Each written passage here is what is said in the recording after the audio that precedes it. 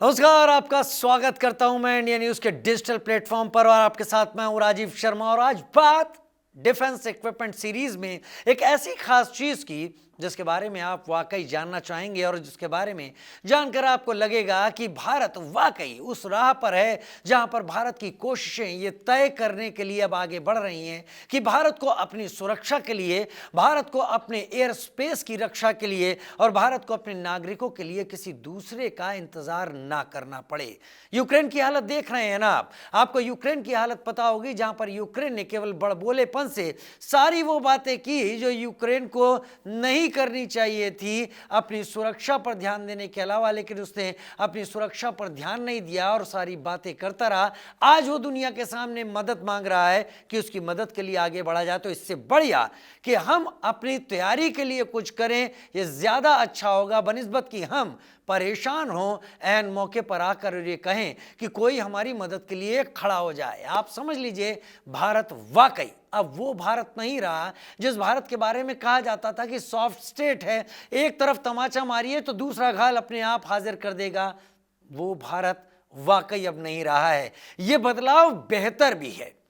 अपनी उन मान्यताओं के साथ, जहां पर भारत ये कहता है कि ये युग युद्ध का नहीं बुद्ध का है, लेकिन बुद्ध का युग बताने के लिए भी खुद को ताकतवर बनाना बहुत जरूरी है, क्योंकि बात ताकतवर की सुनी जाती है। कमजोर अगर शांति की बात करता है तो इसे उसकी मजबूरी माना जाता है, लेकिन ताकतवर अगर शांति की बात करता है तो इसे माना जाता है उसका दम और उसका इस बात का इशारा कि करना तो यही होगा और यही सबसे बड़ा लक्ष्य है। आप जानते हैं इजराइल के पास कौन सा ऐसा सिस्टम है जिससे इजराइल दुनिया भर के सामने कहता है कि वो सुरक्षित है, और पिछले कुछ दिनों में जो इजराइल और मिडिल ईस्ट में कॉन्फ्लिक्ट चल रहा है उसमें वो सुरक्षित भी उसी वजह से रहा है। हालांकि ईरान के हमले के दौरान इजराइल के ऊपर कुछ मिसाइलें आकर गिरी जरूर, लेकिन इजराइल को बचाया भी उसी सिस्टम ने जिसका नाम है आयरन डोम। आयरन डोम 70 किलोमीटर तक की ऊंचाई के एरिया में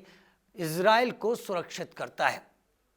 कैसे करता है? इसमें सैटेलाइट का इस्तेमाल होता है, इसमें अलग अलग जगह से लॉन्चर का इस्तेमाल होता है, किसी भी आ रही मिसाइल को ट्रैक किया जाता है और जब वो 70 किलोमीटर की रेंज में आ चुकी होती है तो उसकी एग्जैक्ट पोजीशन कई एंगल से तय करके फिर मिसाइल लॉन्चर के जरिए फायर की जाती है, जो उस ट्रेजेक्ट्री पर जाकर उस मिसाइल को, दूसरी आ रही मिसाइल को हवा में ही ध्वस्त कर देती है और ऐसा लगता है आसमान में आतिशबाजी हो रही है। आपने अमेरिका की पैट्रियट का नाम सुना होगा। 110 किलोमीटर की रेंज है पैट्रियट की, और पैट्रियट ने साबित भी किया है कि वो सामने से आ रही दुश्मन की मिसाइलों को हवा में ही ध्वस्त कर देती है और अपने एसेट्स इंस्टॉलेशंस को बचा लेती है। यकीन मानिए भारत भी यही कुछ करेगा, लेकिन इससे पहले मैं आपको बता देता हूं थार्ड के बारे में, जो कि मेरे पिछले वीडियो में आप जाएं और देखें तो थार्ड के बारे में जो मैंने आपको जानकारी दी है उसको कहते हैं terminal high altitude area defence. यानी टर्मिनल फेज में जब कोई मिसाइल आ रही होती है, लास्ट फेज में जब होती है, तब उसे रोकना मुश्किल होता है। मतलब कहा जाता है कि नामुमकिन है, तब भी थार्ड उसको मार गिराती है। लेकिन इसके साथ S-400 जो रूस की मिसाइल है, रूस का डिफेंस सिस्टम है, रूस का कवच कहा जाता है, वो भी अब भारत के पास है। 2018-19 में भारत ने पूरी दुनिया से अमेरिका के विरोध को झेलते हुए, प्रतिबंधों को झेलते हुए रूस से ये सिस्टम के लिए डील कर ली, जो करीब 40,000 करोड़ रुपए की डील थी, जिसमें से 3 बैटरीज, यानी एक बैटरी में कई लॉन्चर होते हैं, वो लॉन्चर 8 लॉन्चर होते हैं, एक लॉन्चर में 4 मिसाइलें होती हैं, एक बार में 32 आप ट्रैक कर सकते हैं और दूरी 400 किलोमीटर के एरिया में आप ट्रैक कर सकते हैं। और हवा की बात करें तो वहां में 30 किलोमीटर तक की ऊंचाई तक भी, यानी 30 किलोमीटर की दूरी में आपको बताना चाहूंगा दर्शकों, 30 किलोमीटर की दूरी किसी भी बैलिस्टिक मिसाइल के लिए वो दूरी हो जाती है जहां पर उसे रोकना एकदम नामुमकिन होता है। और S-400 400 किलोमीटर के एरिया में और 30 किलोमीटर तक की ऊंचाई तक भी नष्ट कर सकती है सामने से आ रही बैलिस्टिक मिसाइल को, जो कि मैक 7 का मतलब आवाज की रफ्तार से भी 7 गुना तेजी से आ रही होती है, उसको भी गिरा सकती है। ऐसा S-400 सिस्टम है जो भारत ने सर्वश्रेष्ठ उन्नत सिस्टम लिया है। 40,000 करोड़ में 5 बैटरी रूस से, हालांकि 2 अभी नहीं मिली हैं, 3 मिली हैं जो कि LAC के आसपास तैनात की गई, जिससे पाकिस्तान भी काउंटर होता है और चीन भी काउंटर होता है। लेकिन ऐसे सिस्टम जो भी हमारे पास होते हैं, देश के पास होते हैं, ये सिस्टम हमें कहीं ना कहीं अपाहिज भी करते हैं, सिक्योर करते हैं लेकिन अपाहिज भी करते हैं। लिहाजा भारत ने एक प्रोजेक्ट शुरू किया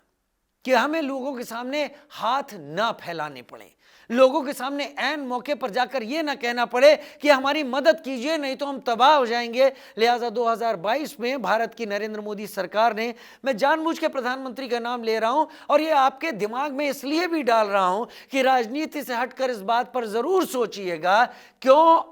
पिछले 10 सालों में भारत के लिए, भारत के डिफेंस के लिए उन प्रोजेक्ट को शुरू किया गया जो प्रोजेक्ट बहुत ज्यादा जरूरी थे और लगातार डिले किए जा रहे थे। जैसे बॉर्डर एरियाज में इंफ्रास्ट्रक्चर का होना, टनल्स का होना, पुल का होना, भारत की सेनाएं कैसे वहां तक जाएंगी? क्या केवल इसी बात पर यकीन करके हम सुरक्षित हो जाएंगे कि दूसरे तरफ की आ रही सेना को कोई सहूलियत नहीं मिलेगी और वो अंदर तक आ नहीं पाएगी, लिहाजा हम सुरक्षित रहेंगे? ये पॉसिबल अब नहीं है। आज के दिनों में ड्रोन एक नई उपलब्धि के रूप में आ गया, जिसके जरिए बहुत छोटी दूरी को बहुत आसानी से पार करके कब्जे में लिया जा सकता है। और तब क्या होगा जब हमारे पास कोई भी इंफ्रास्ट्रक्चर नहीं होगा? खैर, ये एक अलग बहस है, लेकिन मैं बात कर रहा हूं भारत के उस कवच सिस्टम की जो भारत ने 2022 में स्वीकृत कर दिया, मंजूरी दे दी और नाम रखा गया प्रोजेक्ट कुश। प्रोजेक्ट कुश के तहत Bharat long range SAM, LRSAM यानी long range surface to air missiles की एक ऐसी सीरीज बना रहा है जो भारत को सुरक्षित रखेगी और पूरे भारत को। साल भी बता देता हूं आपको मैं, 2028-29 में पूरे भारत के बॉर्डर्स पर ये LRSM, यानी इसको नेवी के संस्करण में XRSM भी कह रहे हैं, उस तरीके से भी लगाकर सेव किया जा सकेगा। दूरी 150 किलोमीटर,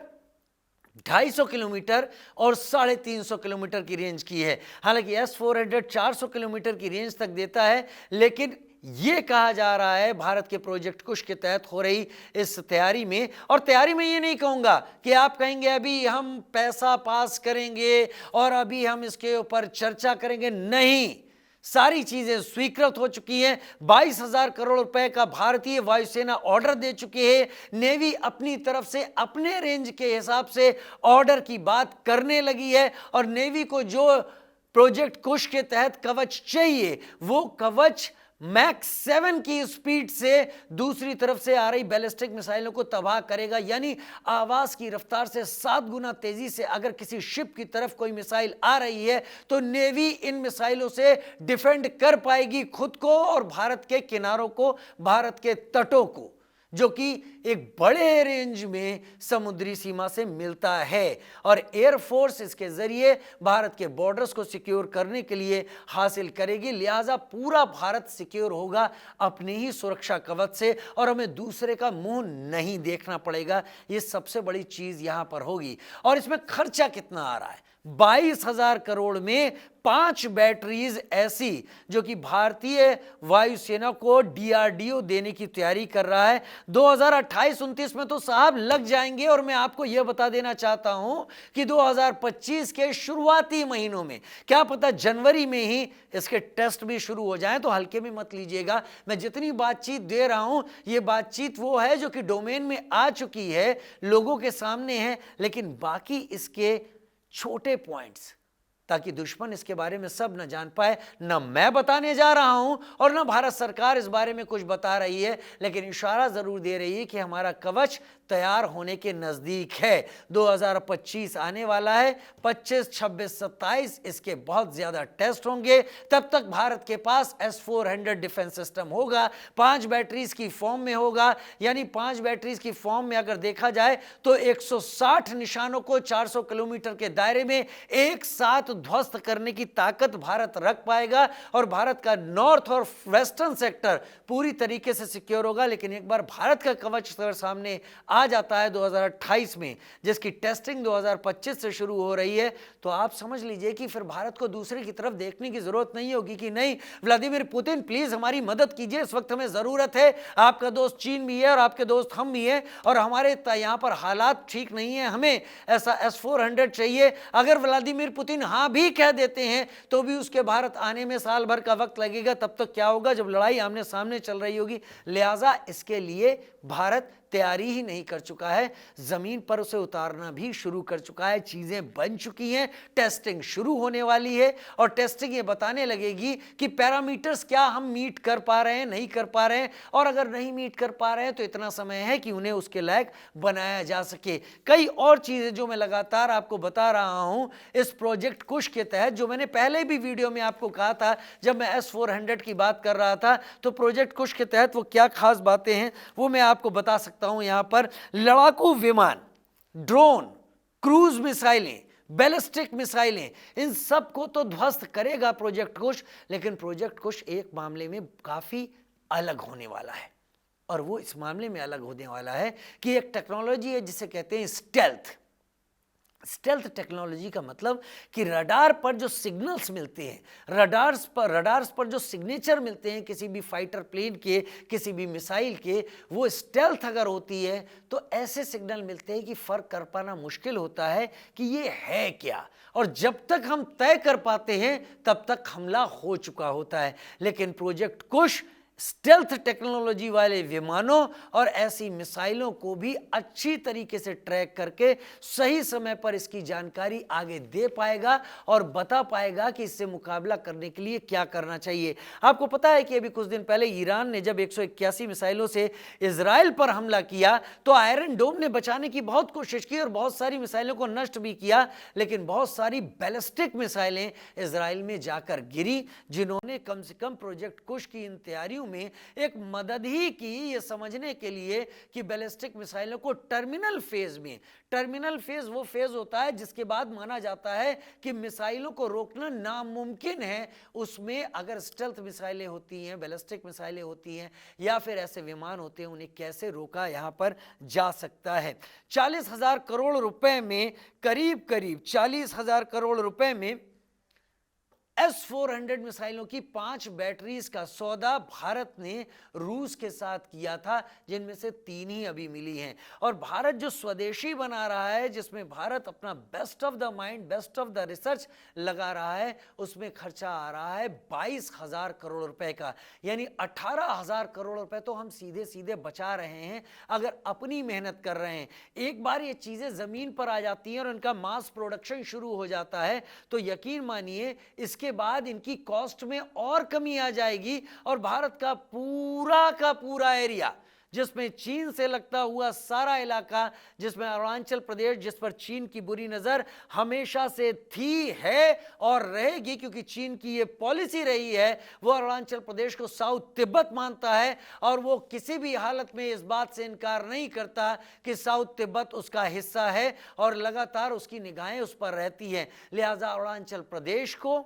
नागालैंड को, भारत के पूर्वी क्षेत्र को, लद्दाख को, अक्साई चिन पूरे इलाके को, अक्साई चिन तो खैर चीन ने अवैध कब्जे में ले रखा है, लेकिन भारत का वो इलाका जो चीन ने दबाया हुआ है, भारत कम से कम उसको भी सिक्योर करेगा और भारत अपने भी क्षेत्र को सिक्योर करेगा, भारत जितनी जल्दी अपने स्वदेशी सिस्टम पर आ जाए। हालांकि S-400 भारत के अलावा सऊदी अरब के पास है, मिस्र के पास है और आपको चौंकने की बात यहां पर होगी कि चीन के पास भी है, लेकिन चीन के पास इसके साथ अपना डिफेंस सिस्टम भी है, हालांकि वो उतना मजबूत नहीं है, लिहाजा चीन को भी S-400 पर ही डिपेंडेंट रहना पड़ता है और भारत के पास भी S-400 है। यहां पर बराबर की बात होती है, लेकिन भारत की रिसर्च अब यह तय करेगी कि वो भारत को एज दिलवा देती है और वो भी कितना आगे तक की। M1, M2, M3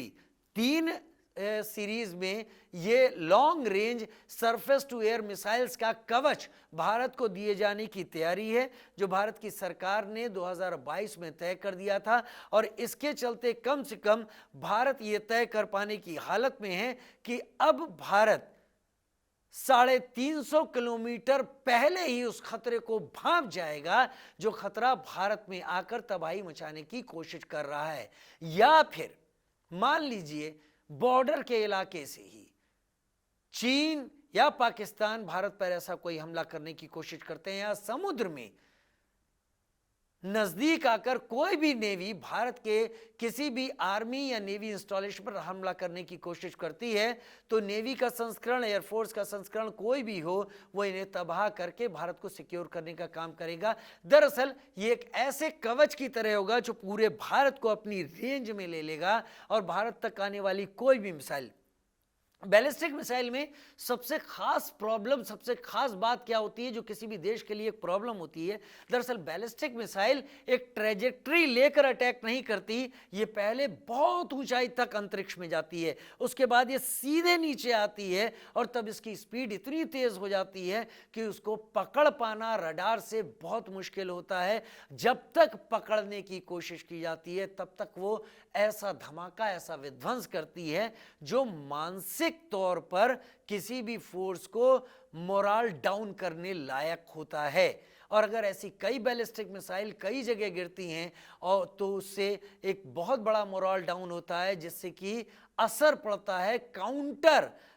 ऑपरेशन करने में। लिहाजा हम अगर पहले से तैयार रहेंगे तो कहीं यूक्रेन बनने जैसी हालत किसी की ना हो, कम से कम भारत उस स्थिति में नहीं रहेगा। यही वजह है कि भारत अपने रक्षा उपकरणों के विकास पर इतना पैसा खर्च कर रहा है। बहुत सारे लोग सवाल करते हैं भारत को इसकी क्या जरूरत है। अगर भारत अभी रक्षा उपकरणों के विकास पर पैसा खर्च नहीं करेगा तो आगे चलकर भारत के पास जो उपकरण होंगे वो भारत को दूसरे से लेने पड़ेंगे और वो इतने महंगे होंगे कि भारत का सारा पैसा, ज्यादातर पैसा उसकी खरीद में चला जाएगा। फिर उसका मेंटेनेंस, उसके हथियार, उसकी जरूरी चीजों के लिए हमेशा उस देश के ऊपर निर्भर रहना पड़ेगा। लेकिन अगर भारत ऐसी टेक्नोलॉजी को खुद डेवलप कर लेता है तो भारत के पास अपनी टेक्नोलॉजी तो होगी ही होगी, भारत कभी भी प्रोडक्शन, मास प्रोडक्शन करके खुद को सिक्योर कर लेगा। उसमें ज्यादा समय नहीं लगेगा, दूसरे का चेहरा नहीं देखना पड़ेगा, मुंह नहीं देखना पड़ेगा। प्रोजेक्ट कुश भारत को वो कवच देने वाला है जो कवच थार्ड और पैट्रियोट के रूप में अमेरिका के पास है, जो कवच आयरन डोम के रूप में इजराइल के पास है, जो कवच S-400 के रूप में रूस के पास है, लेकिन जो कवच एक अपने स्वदेशी संस्करण के रूप में चीन के पास तो है, लेकिन उसको निर्भर हालांकि S-400 पर रहना पड़ता है, लेकिन फिर भी उसके पास एक अपना कवच है। तो दूसरों का चेहरा देखने से बेहतर क्या ऐसा नहीं होगा कि अभी थोड़ी सी अपनी ज़रूरतों में कमी करके उस विकास पर पैसा लगा दिया जाए जो विकास भारत की सुरक्षा के लिए ज़रूरी है। आगे चलकर ये पैसा लगाने की ज़रूरत नहीं होगी, बचा पैसा भारत के लोगों के लिए काम आएगा, लेकिन भारत की रक्षा के लिए वो तकनीक भारत के पास मौजूद रहेगी। 2028 और 29 में ही ये सारे के सारे प्रोजेक्ट कुश के तहत डिफेंस की ये long range surface to air missiles की बैटरीज पूरे भारत को अपने कवर में ले लेंगी। आपको ये जानकारी कैसी लगी? ये जानकारी है तो कई फोरम्स पर, लेकिन ये जानकारी हम आपको इसलिए देने की भी कोशिश कर रहे हैं कि आप इस बात का यकीन रखिए कि भारत हर वो कोशिश कर रहा है जहां पर भारत दूसरे के ऊपर निर्भर रहकर खुद को सुरक्षित ना बनाए, बल्कि खुद पर निर्भर रहकर खुद को सुरक्षित बनाए। पिछली सरकारों ने ये कोशिश क्यों नहीं की, ये सवाल उनसे पूछे जाने चाहिए, या फिर नहीं पूछे अगर जाने भी चाहिए तो आगे बढ़ने और आगे की सूरत को देखने की भी कोशिश होनी चाहिए। और वो केवल ये कि हम अपनी तैयारियों में कमी ना रखें और अपनी तैयारियों के जरिए खुद को सुरक्षित करने की अभी से तैयारी शुरू कर दें।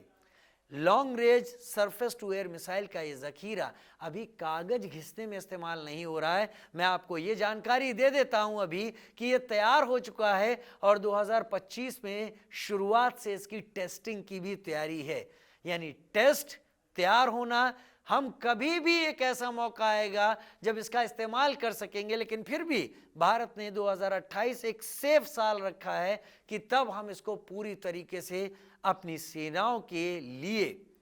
उपलब्ध करा देंगे और हमारी सेनाएं खुद को सुरक्षित कर लेंगे। आपको जानकारी कैसी लगी कमेंट सेक्शन में लिखकर मुझे जरूर बताइएगा। डिफेंस इक्विपमेंट सीरीज में आगे हम और खास बातें करेंगे। भारत और विश्व में क्या नया हो रहा है डिफेंस इक्विपमेंट को लेकर, लेजर टेक्नोलॉजी की बात हो या फिर कोई दूसरी टेक्नोलॉजी की बात हो, उससे जुड़े हुए हथियारों के बारे में जानकारी देंगे। फिलहाल आपके कमेंट का इंतजार हमें जरूर रहेगा। इस सेक्शन में, इस वीडियो में इतना ही।